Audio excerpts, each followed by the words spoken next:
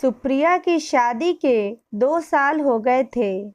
शादी के कुछ दिन बाद से ही सुप्रिया अपने पति रवि के साथ दिल्ली रहने लगी थी। सास ससुर, ननद और देवर इलाहाबाद में रहते थे। रवि का प्रमोशन हुआ और रवि को 3 माह के लिए ऑफिशियल टूर पर अमेरिका जाना था। सुप्रिया बहुत खुश हुई कि उसे भी अमेरिका जाने का मौका मिल रहा है, लेकिन जब रवि ने बताया कि वह ऑफिशियल टूर पर जा रहा है, इसलिए सुप्रिया उसके साथ नहीं जा सकती।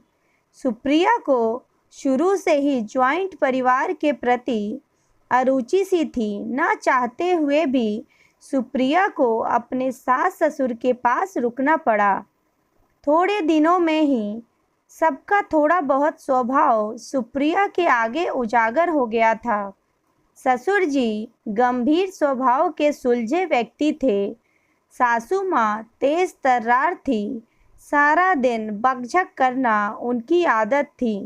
ननद प्यारी सी हंसमुख लड़की थी। देवर भाई की तरह था।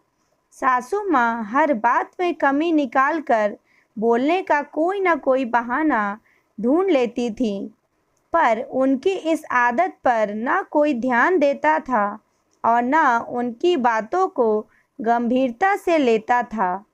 ससुर जी निरपेक्ष से बस हाँ हूँ करते रहते।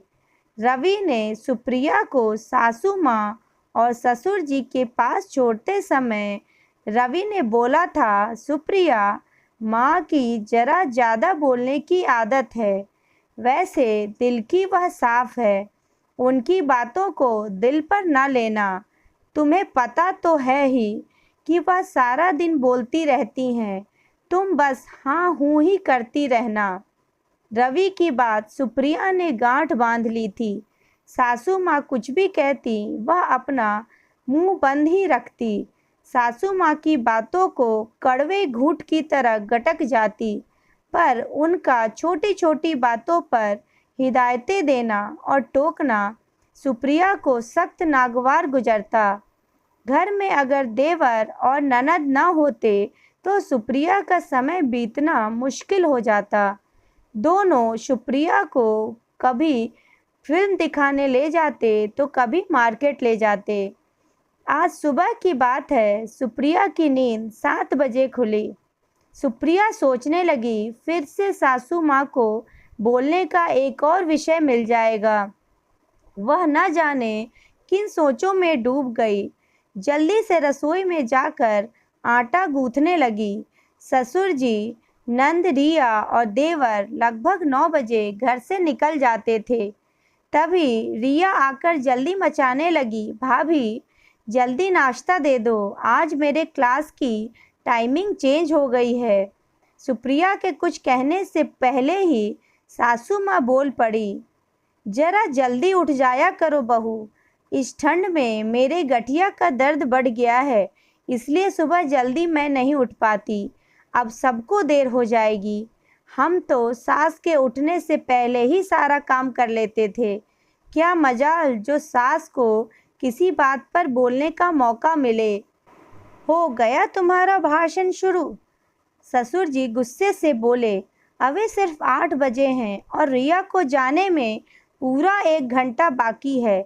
आप चुप रहो जी। सासू माँ बोली, पहले बेटी और बेटे को सिर चढ़ाया, अब बहू को भी माथे पर बिठा लो। अभी तो सुप्रिया के यहाँ आए मुश्किल से 15 दिन ही हुए थे, पर सुप्रिया को लग रहा था कि मानो कितने दिन गुजर गए हैं। रवि को वापस आने में पूरे 2.5 महीने हैं। सुप्रिया मन ही मन सोच रही थी कि कैसे कटेगा इतना लंबा समय। सुप्रिया चुपचाप नाश्ता बनाती रही। तभी रिया बोली, कभी माँ मौन व्रत रखें तो मज़ा ही आ जाए। सुप्रिया के होठों पर हल्की सी मुस्कान आ गई थी। रिया पर भी सासू माँ सारा दिन बरसती ही रहती थी। कॉलेज से आने में जरा देर हो जाए तो सासू माँ आसमान सिर पर उठा लेती थी। प्रश्नों की बौछार सी कर देती थी। देर क्यों हुई, घर पर पहले बताया क्यों नहीं था, इत्यादि। रिया झल्लाकर कहती, बस भी करो माँ, जरा सी देर क्या हो गई, आपने तूफान मचा दिया। मैं कोई बच्ची नहीं हूँ जो खो जाऊंगी। आजकल एक्स्ट्रा क्लासेस लग रही हैं, इसलिए देर हो जाती है। तुम्हें तो बोलने का बस बहाना भर चाहिए। बेटी के बरसने पर सासू माँ थोड़ी नरम पड़ जाती हैं और धीमे स्वर में बड़बड़ाने लगती हैं। रिया तो बेटी है, अपनी माँ से सवाल जवाब कर लेती है, पर सुप्रिया तो बहू है, उसे अपने होठ सीकर रखने पड़ते हैं। बिना बोले यह हाल है। जो कहीं वह भी रिया की तरह मुंह तोड़ जवाब देने लगे तो शायद सासू माँ कयामत ही बरपा दें। सासू माँ और ससुर जी का दिल रखने के लिए ही तो सुप्रिया उनके साथ रह रही है, वरना क्या इतने दिन वह अपने मायके में नहीं रह सकती थी। ससुर जी, देवर और रिया के चले जाने के बाद सुप्रिया रसोई का काम निपटाकर नहा धोकर आराम कर रही थी। तभी बेल बजी। देखा तो पड़ोस से सुनीता आंटी आई हुई थी। सुप्रिया उनके लिए चाय बनाने लगी। सुप्रिया ने कप निकाले और स्लैब पर रखा। गलती से हाथ लगा और एक कप नीचे गिरकर टूट गया। सासू माँ बोल पड़ी, बहू ध्यान से बर्तन उठाया करो, महंगाई का ज़माना है, इतने पैसे नहीं हैं जो रोज़ रोज़ कप खरीद सके। जब अपनी गृहस्थी जमाओ तब पता चलता है। बाहर वालों के सामने भी सासू माँ चुप नहीं रह सकती। सुप्रिया की आंखों में क्रोध और दुख के आंसू आ गए। चाय देकर सुप्रिया अपने कमरे में आकर लेट गई। उसने कभी अपने माँ पिता की नहीं सुनी और यहाँ दिन रात सासू माँ की उल्टी सीधी बातें सुननी पड़ती हैं। रात खाने के समय सुप्रिया ने देखा कि दही ठीक से जमा नहीं है।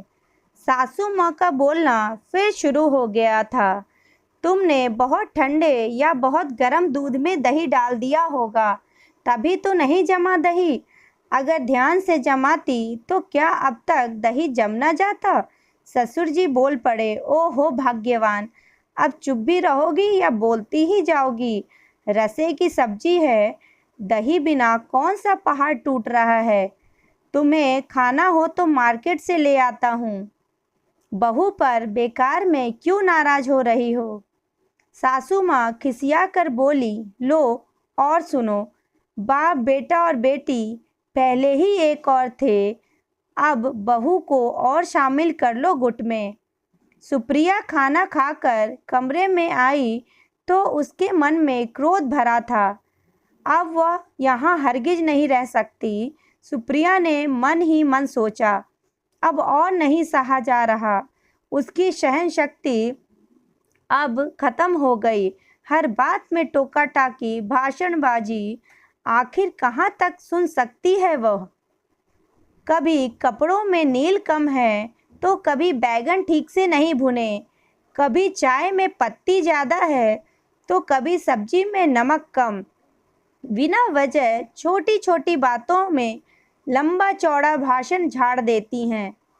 बर्दाश्त की भी हद होती है। अब वह यहाँ और नहीं रहेगी। वह उठकर पिताजी को कॉल लगाने लगी कि अचानक चक्कर सा आ गया। उसने उठने की कोशिश की तो कमजोरी के कारण उठा ना गया। सारा बदन टूट रहा था। अगले सुबह सुप्रिया फिर लेट हो गई थी। सुबह जब सासू माँ ने आवाज़ लगाई तब सुप्रिया बोली, मम्मी जी मेरी तबीयत ठीक नहीं है।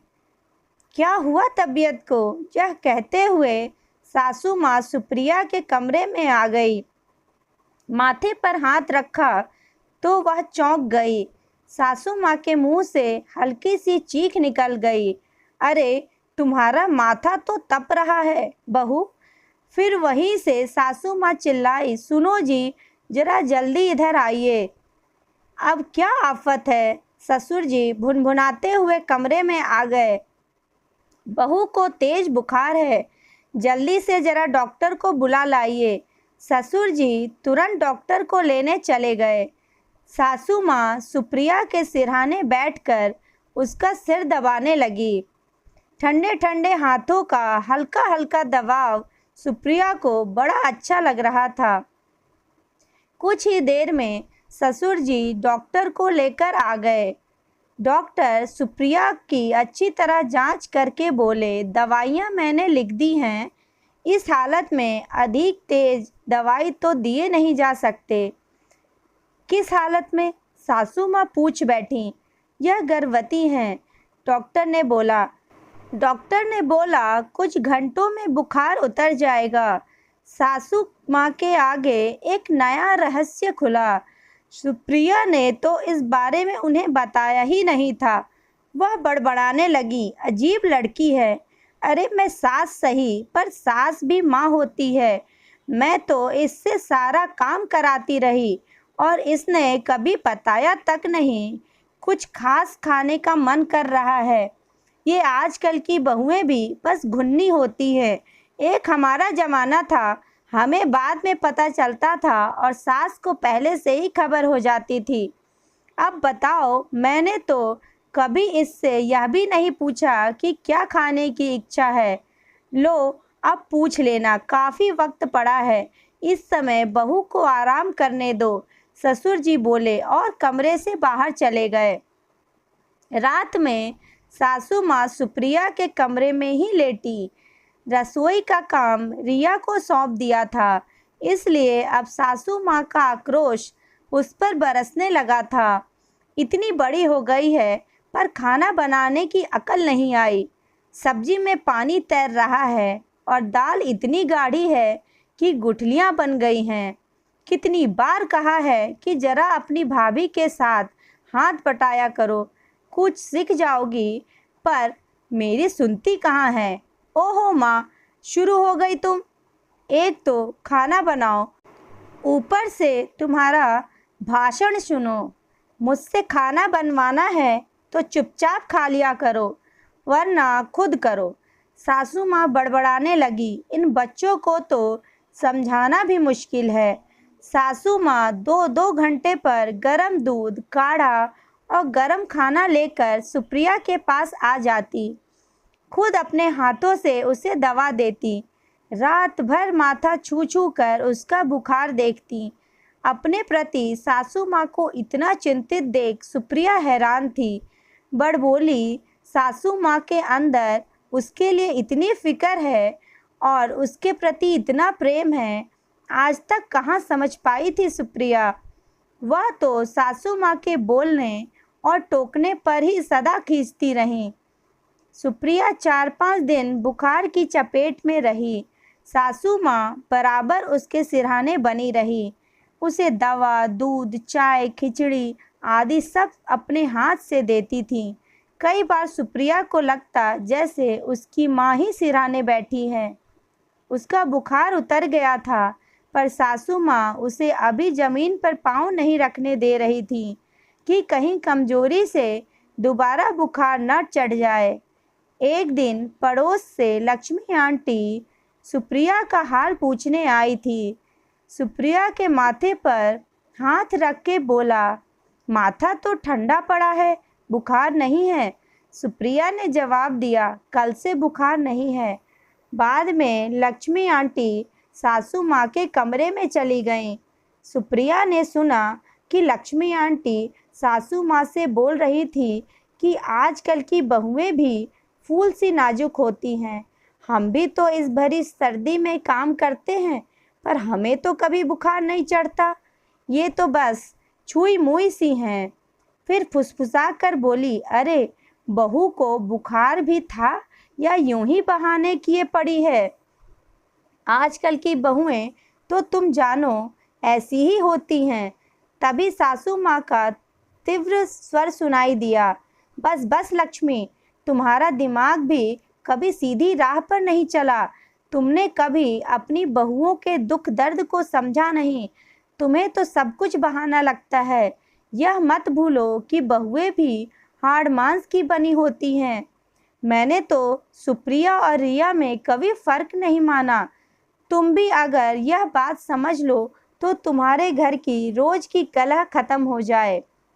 आज तो बोल दिया, आगे से मेरी बहू के बारे में यूं न बोलना, सासू माँ गुस्से से बोली।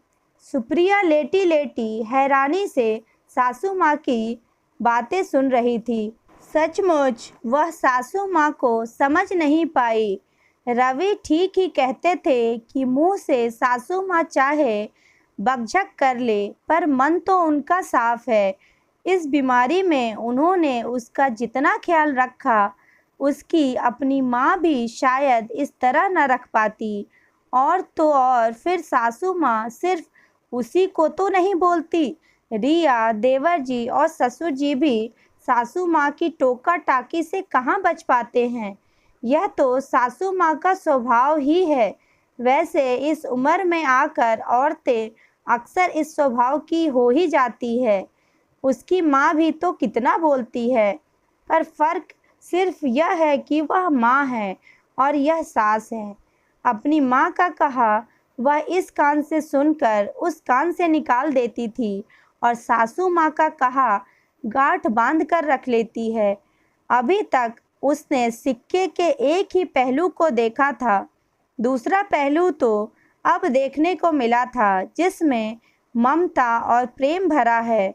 मायके जाने का विचार सुप्रिया ने छोड़ दिया। कहानी पसंद आई हो तो please like, share and subscribe. Thank you.